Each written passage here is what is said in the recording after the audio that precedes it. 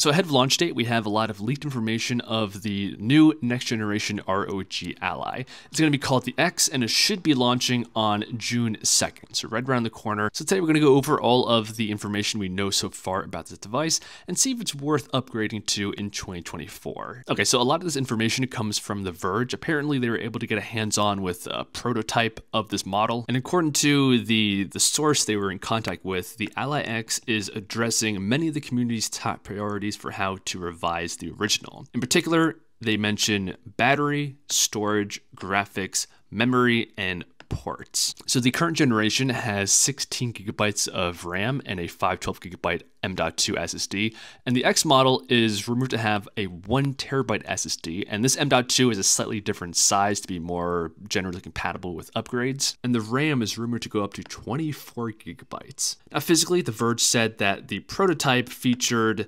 improved ergonomics, smaller grips, and overall it was heavier and thicker at 1.5 inches versus the current 1.27 inches due to a larger battery. Now, unfortunately, we don't have exact battery specifications here, but according to The Verge, we're not looking at a 30 to 40% increase. We're looking at more than that. Now, I don't know how much of an impact a bigger battery is really going to bring to the table, because when you do intensive gaming, we all know that the battery life currently is like an hour. So even if this is a 50% increase, we're talking an hour and a half of gaming. I suppose any increase is welcomed, but I wouldn't get too excited over the battery life claims of this new device, especially because the chipset here is rumored to be unchanged. We're talking about the AMD Z1 Extreme. To a lot of people, they're going to view this as a disappointment. This is unchanged from the last generation.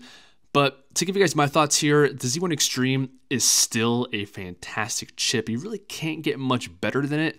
Yes, they could have opted for the Intel Ultra 7. That's a newer processor, but the performance really isn't that much better. And I think soon anyway, these devices are going to transition to ARM-based processors like the Snapdragon X Elite. So for right now, I think sticking with the Z1 Extreme is a fine choice, especially if it helps them to keep the cost down. Something that's a little bit less defensible is the display, because this is also unchanged from the last generation. We're talking 7 inches, 120 hertz. And it seems like the industry is moving towards larger displays. We're talking 8+ inches in size, along with things like OLED display technology, but that's not rumored to be found on this new Ally X, unfortunately. And the rumored price of this device at launch is $700 in the US. If you want my opinion, I think this is a good upgrade, but they certainly could have done more.